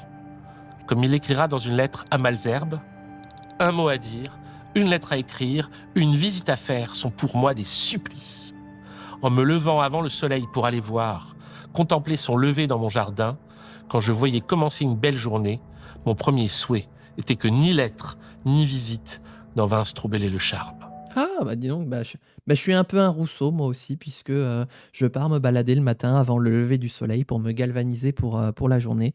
Et c'est très agréable, les balades matinales avant le lever du soleil. Bon, là, en ce moment, avec les jours qui rallongent, le soleil est en train de me rattraper, mais ça reste quand même agréable. Rousseau est alors en train de changer de vie. À 44 ans, il a adopté une tenue vestimentaire simple et commencé un roman d'amour, Julie ou la Nouvelle Héloïse. Et il décide de gagner sa vie en exerçant le métier de copiste de partitions musicales. Non seulement il veut être indépendant économiquement, mais il a remarqué qu'une des conditions du bonheur est d'avoir une activité qui ne soit pas uniquement intellectuelle. Selon moi, écrira Rousseau dans les Confessions, le désœuvrement n'est pas moins le fléau de la société que celui de la solitude. Rien ne rétrécit plus l'esprit. Rien n'engendre plus de rien, de rapports, de paquets, de tracasseries, de mensonges, que d'être éternellement renfermés vis-à-vis les uns des autres dans une chambre, réduit pour tout ouvrage à la nécessité de babiller continuellement. C'est moi où il a pré-shot les effets sur la santé mentale qu'on observe maintenant après les vagues de confinement dans le cadre du Covid. Parce que, grosso modo, moi, c'est ce que je comprends. Hein, qu'effectivement, le fait de se retrouver enfermé chez soi, de ne plus avoir de contact et tout, c'est ce qui détruit l'individualité humaine, c'est ce qui détruit l'humain finalement. il a quand même pré-shot le confinement et surtout les effets du confinement. GG Rousseau. Bah décidément, bah, il y a tout le monde qui arrive. Bonjour Géraud, bienvenue sur ce stream du React pédagogique. Installe-toi. Oula. Oui, bonjour. Mais ce changement de vie n'est pas du tout dans le goût de ses copains. En 1757, Diderot envoie à Rousseau une pièce de théâtre, Le Fils naturel, dans lequel un personnage prononce la phrase « L'homme de bien est dans la société, il n'y a Il se trouve que mon nom de famille est Rousseau. Ah ouais. Et donc du coup, il y a un... Enfin, parce que forcément, qui n'est pas... comment dire... Enfin, les noms de famille maintenant sont tellement réputés que on n'a pas tous des liens de parenté dès qu'on croise quelqu'un qui a le même nom de famille que nous. Enfin, moi je dis ça surtout, mon nom de famille est extrêmement répandu aussi, ce qui fait qu'il y a très peu de chances que quelqu'un soit effectivement de ma généalogie proche si je le croise dans la rue. Mais du coup, est-ce que, après, il faut faire de la généalogie pour ça, mais est-ce que Géraud, il y aurait un lien avec justement Jean-Jacques C'est pas du tout ça que dit Rousseau, c'est l'inverse en fait. Ce qui rend con, c'est pas l'isolement, c'est de s'enfermer à plusieurs et de dire des banalités. Ce qui a été un effet du confinement aussi. Bah ouais, mine de rien. Hein quand même. Non, c'est intéressant. Hein. Mais de fait, en fait, l'enfermement d'un point de vue général ne permet pas de s'épanouir en tant qu'humain, quoi. En tout cas, moi personnellement, c'est ce que de mon expérience de vie, je retiens d'une manière générale. Ça peut être lié au bullshit job aussi. Oui, c'est vrai qu'il y a un petit peu une notion de bullshit job aussi, comme le dit Héros. Alors, je vis dans ma réclusion, je suis basé comme meuf. Mais c'est vrai qu'il y a une histoire de bullshit job aussi, le fait que Rousseau dit qu'il ne faut pas uniquement faire que des métiers considérés comme intellectuels et qu'il faut donc d'autres occupations à côté. Mais c'est vrai que ça a un peu de sens, surtout aujourd'hui où de plus en plus de monde a du mal à faire sens avec comment dire, avec son travail. Est-ce qu'on trouve réellement le travail épanouissant ou pas? Il y a un peu un lien aussi là-dessus. C'est Marx qui en parlera surtout. Ah, je crois que c'est un homonyme, mais il se trouve que j'aurais peut-être des liens. Ouh, c'est intéressant. Ah, moi ça donne tellement envie de retourner faire de la généalogie. Ah là là là là. Le seul truc qui m'empêche de le faire, c'est vraiment que j'ai perdu 3 ans de travail à cause d'une erreur à la con et que je sais qu'il me faudrait de nouveau 3 ans pour tout recompiler, quoi. que le méchant qui soit seul. » Rousseau, qui partit vivre à la campagne, le prend pour une attaque personnelle. À tort ou à raison? Bonne question. C'est à partir de cet instant que 2 routes se séparent. Celle de ceux qui considèrent que Rousseau a été un paranoïaque, inventant sans cesse des complots contre lui. Ah ouais? Celle de ceux qui pensent qu'il y a bien eu chez ceux qui se prétendaient ses amis une volonté de lui nuire. Ceux qui considèrent que Rousseau était fou, ceux qui pensent qu'on l'a rendu fou. Pourquoi a-t-il été presque... Ah, mais du coup, c'est les 2 seules voix? La voix 1, c'est paranoïa, la voix 2, c'est folie? Ah bah d'accord. Ah, Henri Guilleminte. détraqué parce qu'il avait été un homme traqué? Dans tous les cas, ses relations avec ses contemporains ne vont pas s'arranger. En 1757, Jean d'Alembert publie dans l'Encyclopédie un article nommé « Genève », dans lequel il reproche à la ville natale de Rousseau l'interdiction des spectacles. Ce n'est pas qu'on y désapprouve les spectacles en eux-mêmes, écrit d'Alembert, mais on craint, dit-on, le goût de parure, de dissipation et de libertinage que les troupes de comédiens répandent parmi la jeunesse. Or, ne serait-il pas possible de remédier à cet inconvénient par des lois sévères et bien exécutées sur la conduite des comédiens? Genève aurait des spectacles et des mœurs et jouirait de l'avantage des uns et des autres. Pas convaincu, Rousseau répond en 1758 par une « lettre sur les spectacles », dans laquelle il questionne non seulement l'immoralité supposée des comédiens, mais surtout le fait social du théâtre. Oui, déjà, oui. Pourquoi est-ce que Rousseau attaque le théâtre? Parce qu'il le perçoit comme participant à l'aliénation du peuple. Ah bon? Ah, je suis curieux de savoir... Ah ouais? Parce que moi, homme de peu de foi et de peu de lettres que je suis, j'aurais au contraire considéré que la culture, dans un sens large, participe à l'émancipation et non pas à l'aliénation. Je suis curieux, vraiment curieux de voir ce qu'il en dit. Pour Rousseau, c'est le principe de représentation en lui-même qu'on doit interroger. La séparation de la salle et de la scène. Et la séparation Ah, bah, Herry dit passivité du spectateur. Bah, là, justement, il y a une séparation entre salle et scène. entre eux, des spectateurs. La critique du théâtre, des jeux du cirque, c'est très classique en philosophie. Ah. On croit s'assembler au spectacle, et c'est là que chacun s'isole. Ouais. Rousseau, qui ne sait peut-être Bah, faut dire, hélas, je n'ai pas le loisir de me rendre fréquemment au théâtre.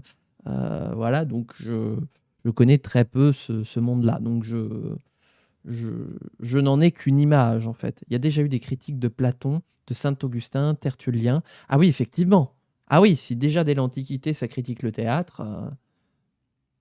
peut-être pas qu'il rejoint ici l'éthique carnavalesque, lui oppose la fête. Ne faut-il donc aucun spectacle dans une république ? Au contraire, il en faut beaucoup. Ah, mais du coup, un spectacle dans lequel, exactement, bah, comme disait Herry, non pas dans lequel on est passif, mais dans lequel on est actif. Ouais, ok. À la fête, on est actif. On est soit au centre de l'attention, soit on participe à l'attention, on brise les codes, on bouscule les règles. Là où, à l'inverse, ça y est, ça commence à faire sens. Là où le théâtre est au contraire une succession de règles, on danse et on mange de la barbe à papa, bien sûr, la fameuse barbe à papa du XVIIIe siècle. Chaque fois qu'il dit carnaval, une licorne naît. Est-ce que c'est un jeu de mots ? J'ai l'impression que c'est un jeu de mots.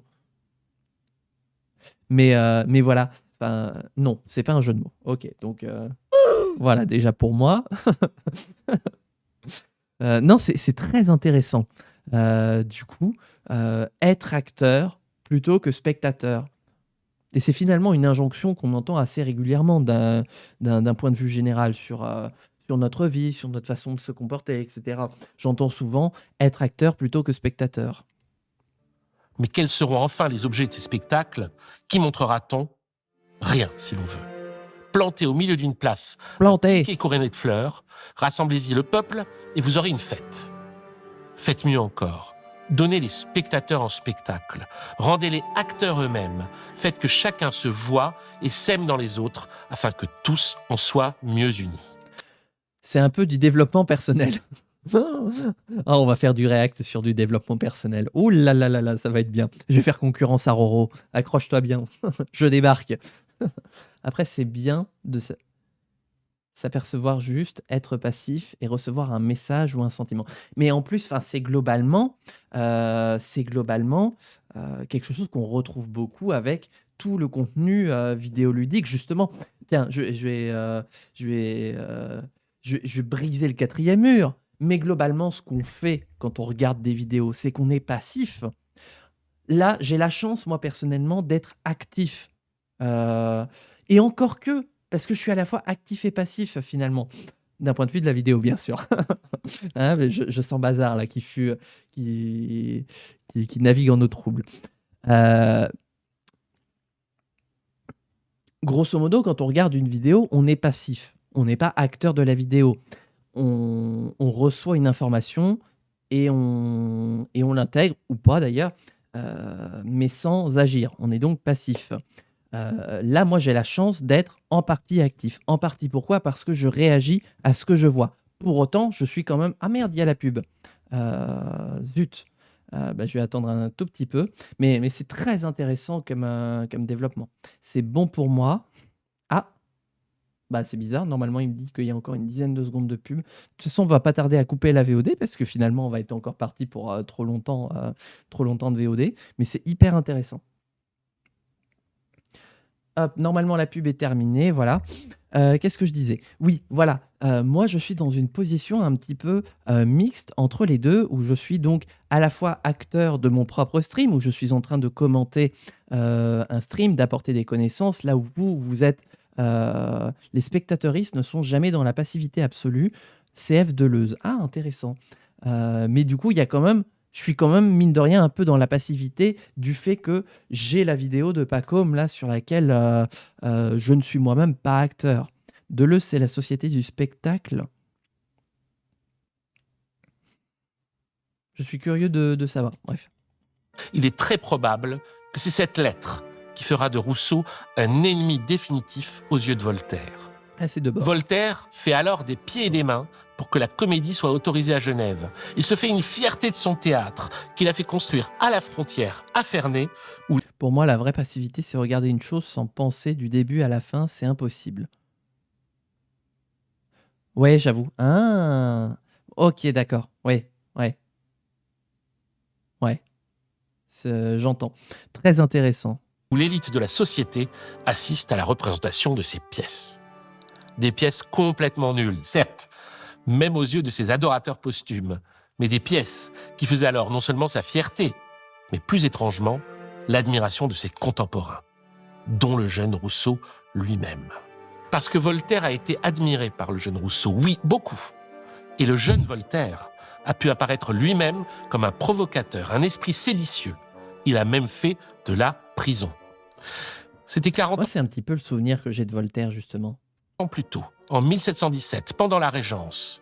De son vrai nom, François-Marie Arouet, Monsieur de Voltaire, ou plus simplement Voltaire, n'a alors que 23 ans. Et Louis XV, 7 ans, d'où Régence. Le régent est l'oncle de Louis XV, Philippe d'Orléans. Voltaire écrit une composition latine, Regnante Puero, accusant le régent de relations incestueuses avec sa fille. Un texte anonyme dont il a admis être l'auteur à des gars qui croyaient être ses amis, mais qui étaient des indicateurs de police.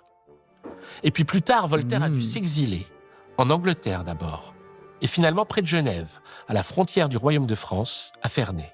Mais Voltaire est vraiment l'anti-Rousseau, et à plusieurs titres. Eh ben, je vous propose, allez, ça nous fait une bonne introduction que je remettrai au début de la VOD suivante. On va faire une pause dans la VOD. Comme je vous ai expliqué, je vais la découper en deux à partir de 1h30. Il me semble que ça fait que je trouve qu'on va arriver à peu près. Alors, on n'est pas à la moitié de la vidéo, loin de là, mais j'ai l'impression on va rentrer dans l'opposition Rousseau-Voltaire. À partir de maintenant, on a planté le décor, on a le décor, et maintenant on va voir un petit peu l'opposition de ce que je crois comprendre entre Voltaire d'un côté, Rousseau de l'autre, d'un point de vue philosophique et d'un point de vue de la pensée d'une manière générale. Donc je vais arrêter cette VOD là, on va mettre en pause le live quelques instants, et donc du coup YouTube, on se retrouvera dans la deuxième partie de la VOD pour la suite du React pédagogique. J'espère que celui-là t'aura plu, et donc du coup on se retrouve très rapidement pour la suite du React pédagogique sur sur Rousseau. Voilà, allez, à bientôt YouTube, porte-toi bien, des bisous.